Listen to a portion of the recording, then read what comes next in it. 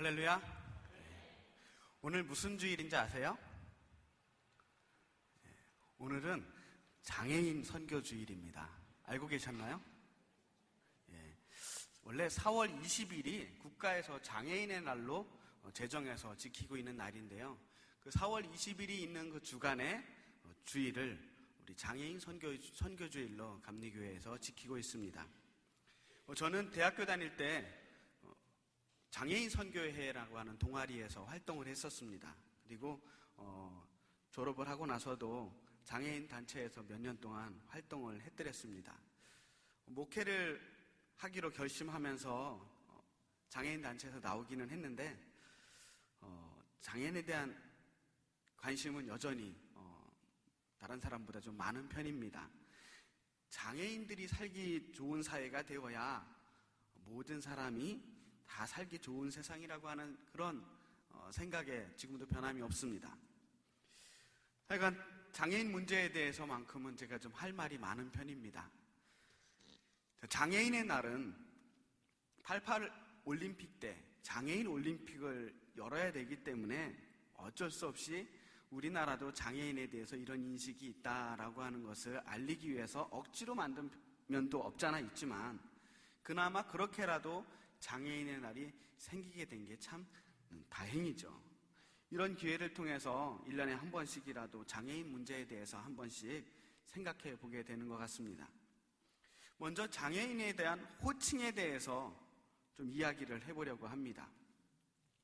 아주 옛날에는 장애인이란 말이 없었어요. 그냥 병신, 불구자 이렇게 불렀습니다. 장애인에 대한 존중이라고 하는 개념이 전혀 없었고 그냥 경멸하고 무시하면서 그렇게 불렀습니다. 그러다가 조금 격식을 차려서 부르게 된 게 지체부자유자라고 하는 호칭을 불렀죠. 80년대에 들어서면서 1980년대에 들어서면서 비로소 장애자라고 하는 호칭이 생겨나게 되었습니다. 그런데 이 장애인들이 들으니까 장애자 하다 보니까 이 자자가 놈자자를 쓰거든요. 이 놈자자를 쓰니까 기분이 안 좋은 거예요.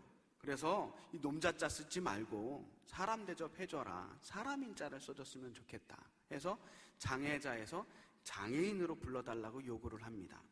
1989년에 장애인 복지법이 전면 개정되면서 장애자라고 하는 호칭이 이제 더 이상 쓰여지지 않고 장애인이라고 하는 용어가 법적 용어로 자리매김을 하게 되었습니다. 그런데 제법 오래전부터 장애인을 지칭할 때에 장애우라고 표현하는 사람들이 점점 늘어나기 시작했어요. 들어보신 적 있으시죠? 예. 이 장애우라고 하는 말은 사실 공식적으로 공인된 말은 아닙니다.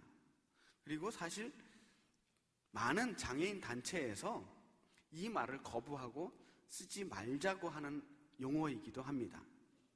그런데 장애인에 대해서 조금 호감을 가지고 있거나 좀 의식이 있다고 하는 사람들이 오히려 이 장애우라고 하는 단어를 쓰는 경우를 종종 보게 됩니다. 왜 이 장애우라고 하는 표현을 쓰지 말자고 하느냐? 이 장애우라는 표현은 원래 장애우 권익문제연구소라고 하는 이 단체가 만들어지면서 처음으로 만들어진 말입니다. 장애인에 대해서 좀 더 친근한 이미지를 주기 위해서 장애라는 말에 벗우자, 친구라는 뜻의 벗우자를 써서 만들었는데요. 사실 이 호칭은 장애인들이 자기 스스로를 지칭할 때, 자기 스스로를 가리킬 때는 쓸 수 없는 말이죠. 이 장애를 가진 친구라는 뜻인데 자기 스스로에게 나는 친구야 라고 이야기할 수 없잖아요. 이 자기 스스로를 지칭할 수 없는 말이라고 하는 것은 스스로를 대상화하는 말이라는 거예요. 무슨 말이냐면 나 스스로 나를 가리킬 수 없고 그 아무개 이 장애라고 하는 장애를 가진 사람을 따로 떨어뜨려서 분류해서 대상화하는 말이라는 겁니다. 장애인은 반드시 친구가 필요하고 도움이 필요한 사람이다라고 하는 인식으로 또 안 좋은 인식을 심어줄 수도 있는 말이다라는 의견도 있습니다. 게다가 친구 아닙니까? 아무나 처음 만났는데 나이가 어리건 나이가 많건 간에 다짜고짜 나는 너의 친구야 라고 이야기하는 것은 한국 문화에 맞지 않다. 장애인들 중에서도 나이가 많은 사람들도 있고 어린 사람도 있는데 한 번에 싸잡아서 친구라고 하는 게 말이 되느냐 하면서 장애인들이 이제 장애우라고 하는 표현을 쓰지 말자고 합니다. 결론적으로 일반적으로 그렇게 좋은 말도 아니고, 더군다나 장애인들이 장애우라는 말을 듣기 싫어하고 있으니까 괜히 잘난 척하지 말고 사회적으로 공인된 용어 장애인이라는 호칭을 사용해 주시기를 바랍니다. 자, 아시겠죠? 자, 이제 본론으로 들어가 보겠습니다. 우리나라는 장애인들이 살만한 나라입니까? 물론 예전에 비하면 요즘 장애인들에 대한 정책이 참 좋아졌고요. 여러 가지 혜택들도 많이 생겼습니다. 장애인의 날도 있고요. 장애인 연금도 있고 여러 가지 장애인을 등록하면 받을 수 있는 혜택도 제법 됩니다만, 그러나 여전히 이 땅에서 장애인으로 살아간다는 것은 쉽지 않은 일입니다. 한 조사에서 기독교인들에게 조사를 했는데, 만약 자신의 아이가 장애인이라는 것을 알았을 때 낙태를 하겠느냐라고 하는 질문을 했는데, 낙태를 하겠다라고 대답한 사람이 30% 이상 되었다고 합니다.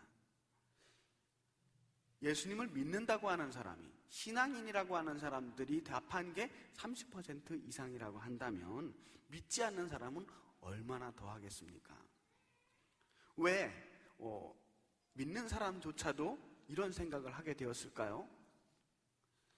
이 땅에서 장애인으로 살아간다는 것이 얼마나 고통스럽고 힘든지를 너무나 잘 알고 있기 때문입니다.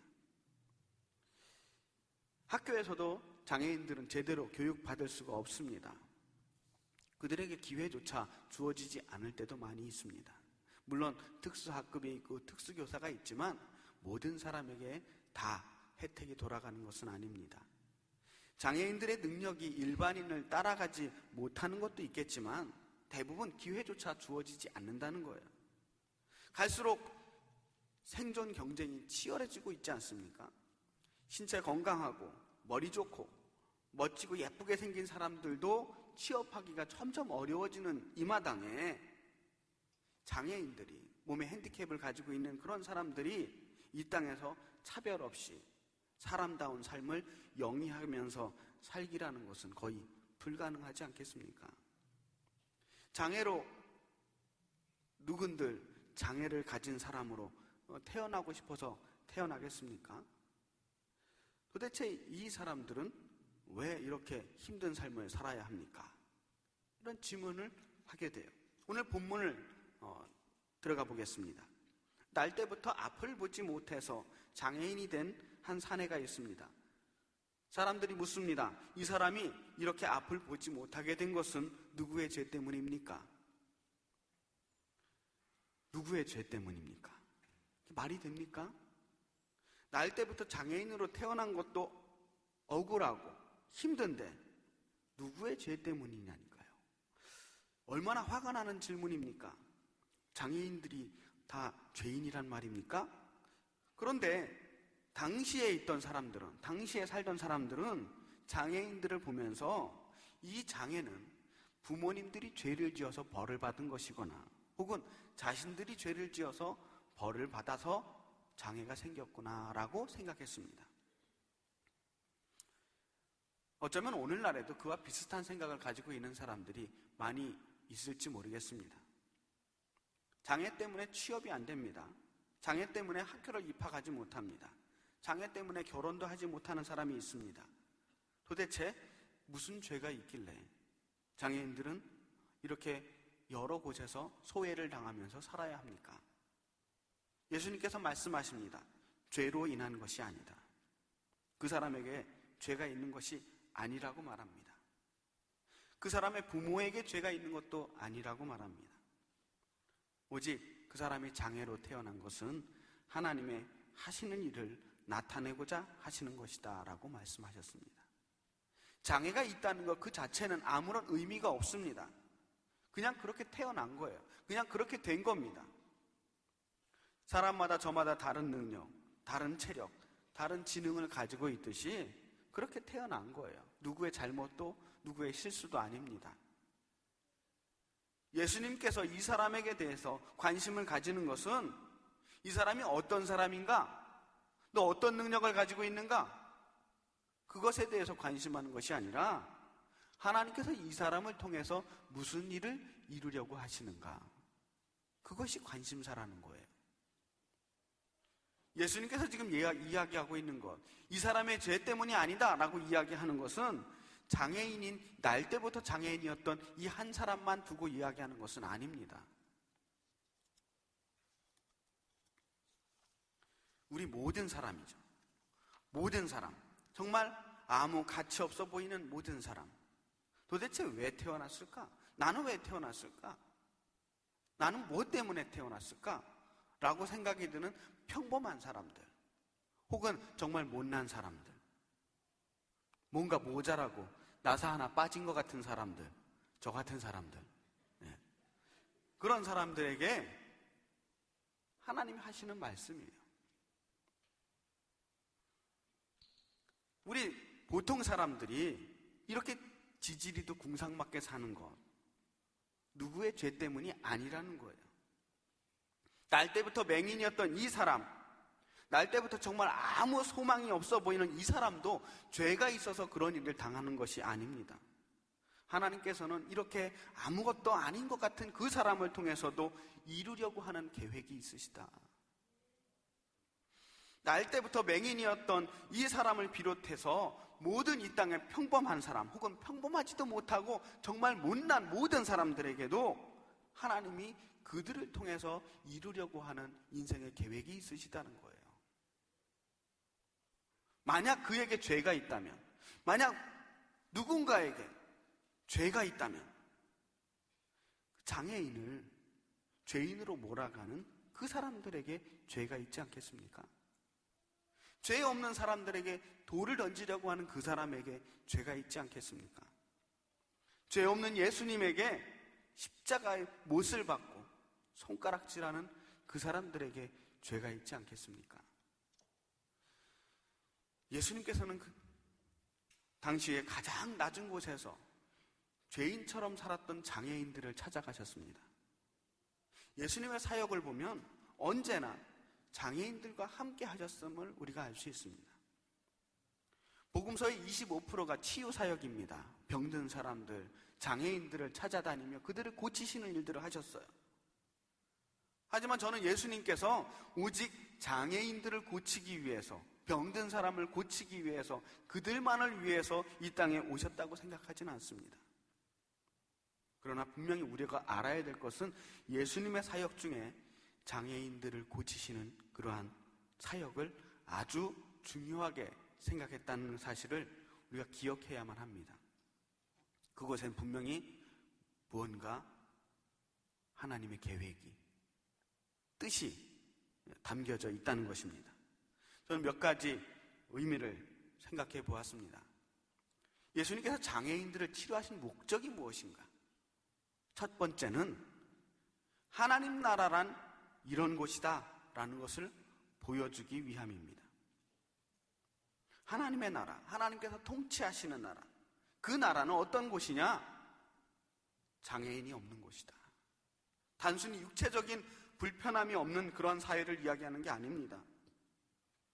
모든 불완전한 것들이 완전해지는 곳. 하나님의 나라는 병자들이 치료받는 역사가 일어나는 것입니다. 모든 상처가 있는 곳에서 치유의 역사가 일어나는 것입니다. 걷지 못했던 사람들이 뛰어다니고 복음을 전합니다. 말하지 못했던 사람들이 말을 하고 그 혀로 하나님을 찬양합니다. 악한 귀신이 들려서 정신이 혼미한 그 사람들의 속에서 하나님의 영이 임하고 하나님을 찬양하게 됩니다. 아무것도 들을 수 없었던 사람들이 예수님의 음성을 듣게 됩니다. 이런 것이 바로 하나님의 나라다. 예수님께서 장애인들을 한 사람 한 사람 고쳐주시면서 온몸을 다해서 말씀하고자 하는 것은 하나님의 나라는 이런 사람들이 고침받고 새로운 역사가 일어나는 곳이다 라는 것입니다. 두 번째는 예수님께서 장애인들을 치료하심으로써 완전하지 못한 우리 인간들을 구원하시려고 하는 계획을 보여주고 계신다는 겁니다. 장애인들에게 가장 필요로 하는 것이 무엇일까요? 가장 필요한 것, 편의시설 필요합니다. 일자리도 있어야겠죠. 하지만 정말 그들이 원하는 건 뭘까요? 아마 장애를 떨쳐버리는 것, 다시 말해서 건강한 몸, 더 이상 장애가 없는 건강한 육신이 아닐까요? 예수님께서는 내가 무엇을 원하느냐? 보기를 원합니다. 걷기를 원합니다. 라고 말할 때 그들에게 바로 그 가장 근본적인 해결책을 보여주십니다. 그 장애인들이 가장 원하는 그 건강한 육체를 주시지 않습니까?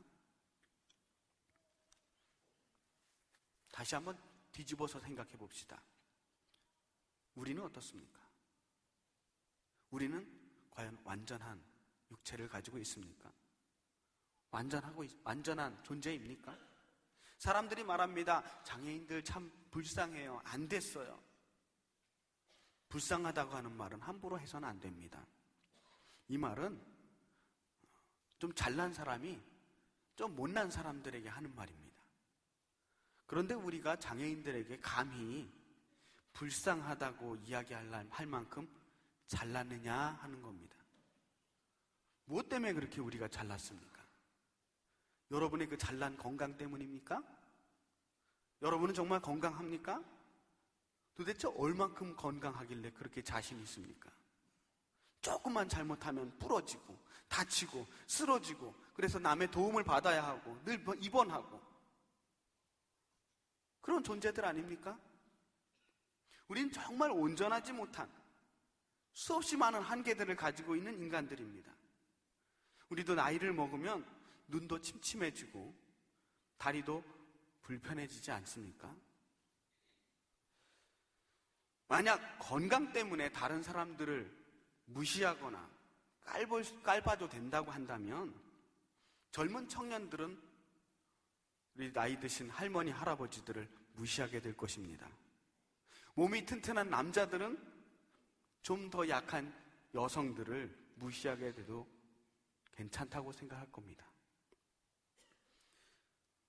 그동안 우리는 몸이 좀 불편한 사람들을 보면서 나는 저 사람에 비하면 건강하지, 우리는 완전하지, 우리는 아직 괜찮지 라며 자기 체면을 걸고 있습니다. 그러나 우리가 아무리 건강해봤자 우리의 육신은 아무것도 아닙니다. 결국은 썩어 없어질 육체를 가지고 있는 그런 사람들 아닙니까?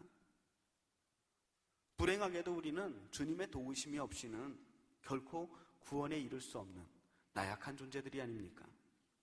예수님께서 장애인들을 치료하시면서 죄악에 병들고 유혹에 나약한 우리들을 치료하시면서 우리를 구원하시겠다, 불완전한 우리들을 구원하시겠다고 하는 구원의 메시지를 우리들에게 주시는 겁니다.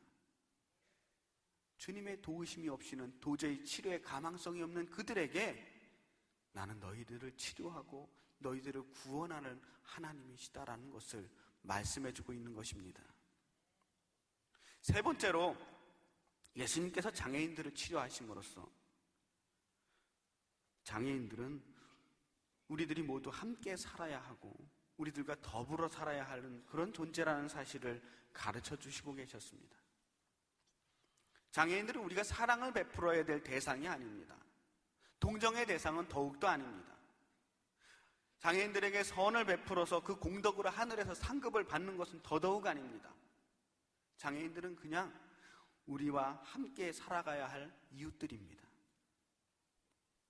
예수님께서는 장애인들을 치료하시고 항상 하시는 말씀이 있었어요. 제사장들에게 그들의 깨끗해진 몸을 보여라.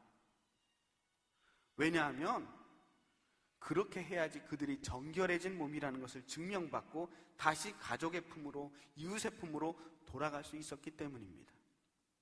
옛날에는 몸이 온전하지 못하면 정결한 몸이 아니기 때문에 사회에서 격리됐어요. 사회에서 소외됐습니다. 다시 그들이 가정의 품으로, 공동체의 품으로 돌아가기 위해선 제사장의 확인이 필요했습니다. 예수님께서 그들을 고치시면서 진정으로 원했던 것은 그들이, 사회에서 쫓겨났던 그들이 다시 이 사회 공동체의 일원으로 함께 살아가는 것이었습니다.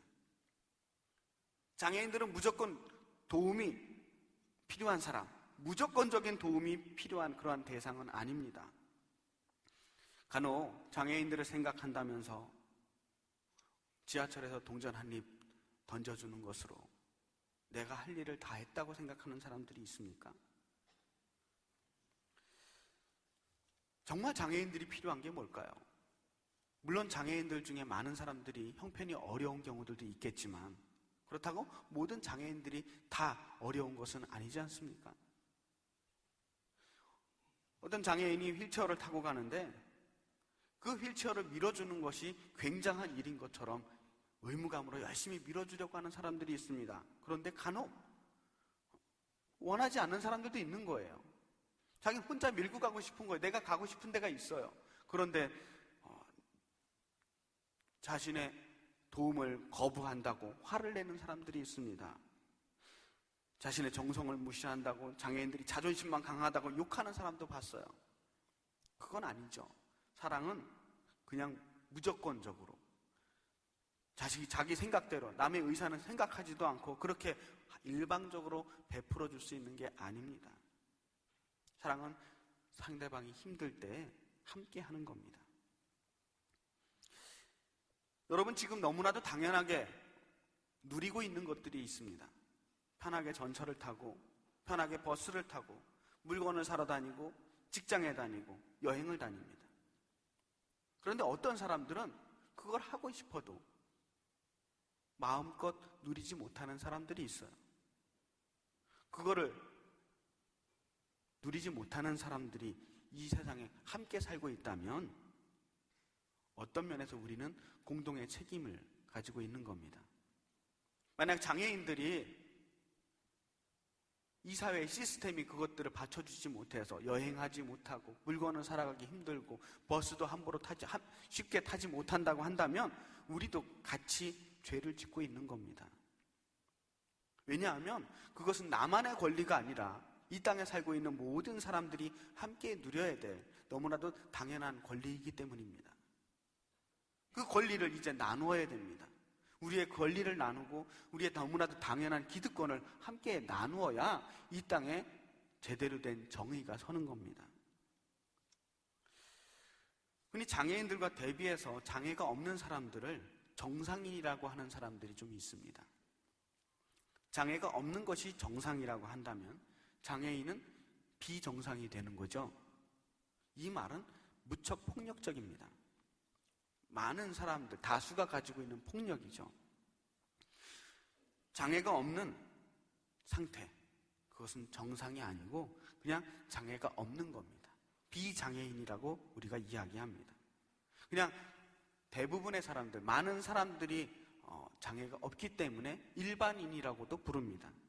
하지만 함부로 나 스스로를 정상인이라고 불러서는 안 된다고 생각합니다. 누가 누구를 비정상이라고 이야기하고 내가 정상이라고 이야기할 수 있습니까? 오늘날 많은 사람들이 그렇게 다수가 소수를 억압하고 있지 않습니까? 그래서 이 사회가 폭력 사회가 되어가고 있는 겁니다. 힘이 있는 사람들이 힘이 없는 사람들을 억누르는 사회, 남성이 여성을 억압하고 소수 외국인 노동자들을 착취하고 장애인들을 차별하고 자신들이 세워놓은 기준에 맞지 않은 모든 사람들을 비정상으로 몰아세우면서 억압하는 사회, 그런 사회가 폭력 사회입니다. 사람들은 그 다수가 정해놓은 기준을 맞추기 위해서 안간힘을 쓰고 있습니다. 남들이 다 그렇게 살고 있으니까 나도 그 틈에 끼어야 되는구나, 그 기준에 맞춰줘야 되는구나, 하기 싫은 걸 억지로 하면서 그렇게 우리도 그 다수가 가지고 있는 폭력사회의 희생자가 되어가고 있습니다. 그렇게 처절하게 경쟁에서 이기려고 애쓰면서 힘들게 살아가는 그 사회야말로 비정상적인 사회가 아니겠습니까? 이 사회에서 장애인들이 차별받고 있는 이유는 누구 때문입니까? 누구의 죄 때문입니까? 누구나 장애인이 될 수 있습니다. 교통사고로도, 질병으로도, 혹은 나이가 먹어가면서 누구나 장애인이 될 수 있습니다. 사실은 모든 사람은 결국 장애인이 되어 죽습니다. 우리 육신이 점점 약해져요. 나중에 보이지도 않고 들리지도 않고 걸을 수도 없어요. 그렇게 되다가 약해질 만큼 약해지다가 하나님 나라 가는 것 아니겠습니까? 그건 죄가 아닙니다. 그것으로 인해서 차별받는다면 누구의 죄라는 것입니까? 차별하는 사람들이 죄인입니다. 불편을 느끼게 만드는 그 사회가 죄인입니다. 혹시 우리도 모르는 사이에 장애인들이 살기 힘든 세상을 우리가 만들고 있지는 않은지 한번 살펴봐야 되겠습니다. 우선 여러분들이 할 수 있는 것, 당장 우리가 어떤 이 사회의 굉장한 시스템을 바꾼다든가 체제를 바꿀 수 있는 건 못하니까, 그렇다면 내가 할 수 있는 일들은 혹시 없을까 찾아보시기 바랍니다. 만약 여러분들이 가게를 가지고 계신다면 여러분의 가게에 어느 장애인이 들어왔다고 생각을 해보세요. 들어올 수 있을까? 그 사람이 들어올 수 있을까? 가게의 문턱은 얼마나 높은지, 혹시 그분들이 들어왔을 때 불편한 점들이 뭐가 있다면 혹시 내가 개선할 수 있는 건 없을까? 한번 생각해 보시기 바랍니다. 우리 교회에 장애인 주차장이 있습니다. 알고 계시죠? 우리 교회 지하 주차장에 장애인 주차장이 몇 개가 있을까요? 예? 3개입니다. 예. 감사합니다. 3개가 있어요. 우리 장애인 주차장은 비어 있어도 장애인 차량이 아니면 절대 주차해서는 안 됩니다. 알고 계신가요? 간혹 모르고 계시는 분들이 계신 것 같아요.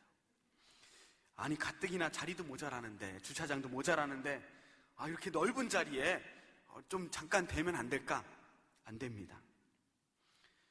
건강하신 분들은 다른 곳에 세워놓고 걸어오셔도 되지만, 장애인들은 그 자리에 다른 차가 차 있으면 여러분보다 훨씬 더 불편함을 느낄 수밖에 없습니다. 장애인, 노인, 임산부 등의 편의 증진의 보장에 관한 법률이라는 법이 있어요. 그 법에 의하면 장애인 전용 주차 구역에 장애인 자동차 표지를 부착하지 않은 자동차를 주차할 때에 과태료를 부과합니다. 10만 원의 과태료를 부과할 수 있습니다. 2시간 이상 주차 시에 12만 원의 과태료를 부과할 수 있습니다. 돈 때문이 아니라 자리가 아무리 모자라더라도 그냥 비워두시기 바랍니다. 잘 부탁드립니다. 혹시 엘리베이터를 타고 가다가 혹시나 휠체어를 타고 계신 분이 문이 열렸을 때 거기 기다리고 계신다면 어떻게 할까 망설이지 마시고, 여러분이 정말 몸이 불편한 분이거나 어르신이 아닌 다음에는 힘들게 미안해하면서 자리를 좁히고 공간을 만들려고 애쓰지 마세요. 그냥 내리세요. 거기서 어떻게 좀 만들어 보려고 불편하게 그러지 마세요. 되게 없어 보입니다. 그냥 내렸다가 다음 엘리베이터를 타고 가시던지 그냥 걸어 올라가세요. 제발 부탁드립니다. 여러분은 엘리베이터를 한 번 기다리시는 거지만 휠체어 타신 분들은요, 모든 사람들이 다 올라간 다음에야 올라가실 수 있어요. 여러분들이 그렇게 공간을 만들어 주시지 않는다면. 그러니까 건강하신 분들은 웬만하면 그냥 걸어서 올라가시거나 다음번 엘리베이터를 제발 타주시기 바랍니다. 저는 오늘도 휠체어를 이렇게 보면서 엘리베이터 타시는 우리 신한탁 집사님을 뒤에서 한참을 봤어요. 어떻게 타시나.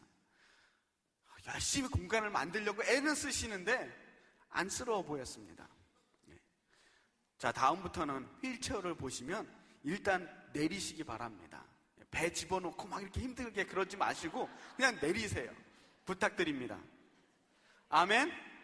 네, 다음 주에 보겠습니다. 자, 그 외에 우리가 좀 더 확대해서 우리가 무엇을 할 수 있을까요? 사실은 꼭 장애인 문제만 생각하자는 건 아니에요. 우리가 장애인들뿐만 아니라 모든 사회적인 약자에 대해서도 동일한 개념으로 우리가 생각하고 접근해야 된다고 생각합니다. 만약 여러분이 어린아이와 달리기 시합을 한다고 했을 때 이 아이와 공평한 경주가 되기 위해서 어떻게 해야 합니까? 아이가 먼저 뛰게 하든지 아이가 저 앞에서 뛸 수 있도록 해야 되지 않겠습니까? 그게 공평한 세상입니다. 그걸 이퀄 어퍼튜니티라고 그래요. 기회균등, 기회의 평등이라고 이야기합니다. 어떤 사람이든 인종, 성별, 가정환경, 그 사람이 스스로 선택할 수 없는 어떤 이유들 때문에 그 사회의 제도나 문화에 의해서 차별받지 않을 권리가 있다는 거예요. 그게 공평한 사회고 그게 출발점을 똑같이 만드는 사회입니다. 누구든지 그 사람이 여성이라고 해서 혹은 흑인이라고 해서 장애인이라고 해서 편부모 가정이라고 해서 이혼 가정이라고 해서 어떤 이유든 자기가 택하지 않은 어떤 이유로 인해서 차별받아서는 안 된다. 우리 믿는 우리들이 어떻게 해야 되겠습니까? 그들을 기꺼이 받아들이고 돌봐야 되지 않겠습니까? 우리 주위에 아직도 소외받는 많은 사람들, 고통받고 있는 사람들이 존재한다면 그 누구의 죄 때문입니까? 돌보지 않은 우리들의 죄 때문은 아닐까요? 그들을 모른 척하고 무시하고 그들의 존재에 대해서 조금 더 배려하지 못했던 우리들의 죄 때문은 아닐까요? 우리의 죄 때문에 십자가의 고난을 당하신 예수님을 생각하면서 우리 주변에 소외당하고 고통당하는 사람들을 다시 한번 생각해 보시기 바랍니다. 예수님이라면 과연 그들을 어떻게 대했을까 생각해 보는 겁니다. 이 세상이 악하다면 주위에 아픈 사람들을 못 살게 구는 사람이 있어서 악한 것이 아니라 불편한 사람들을 모른 척하는 사람들 때문에 악한 것입니다. 잘못된 것이 있어도 바로잡지 않는 사람들 때문에 악한 것입니다. 나와 같지 않은 사람, 나와 다르고 나와 생각이 다르고 몸이 다르고 취향과 사상과 문화가 다른 그 모든 사람들에 대해서 판단하고 정죄하고 손가락질하고 비난하는 그 모든 사람들이 악한 것입니다.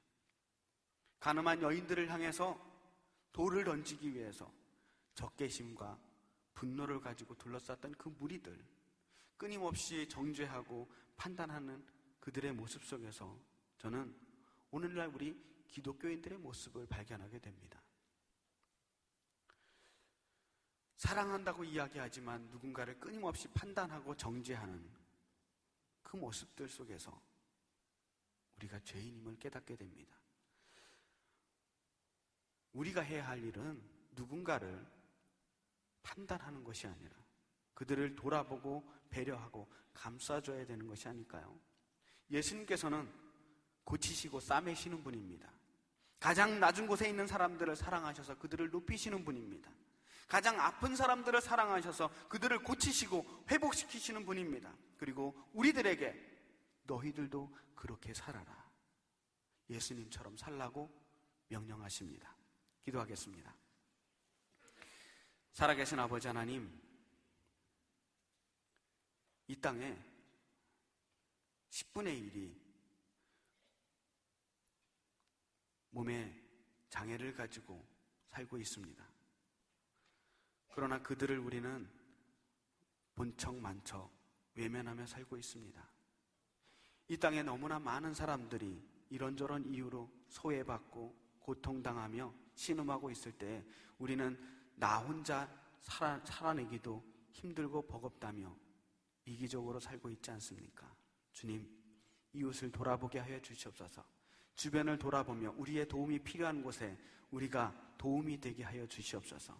예수님처럼 낮은 곳을 섬기게 하여 주시옵시고, 주님, 우리의 도움이 필요한 곳에 기꺼이 우리가 나아가 힘이 되게 하여 주시옵소서. 정의가 필요한 곳에 우리가 목소리를 내게 하시고, 불의가 있는 곳에서 당당히 불의를 외칠 수 있도록 도와주시옵소서. 하나님, 우리가 예수님처럼 살 수 있도록 주님께서 용기를 주시고 힘을 주시옵소서.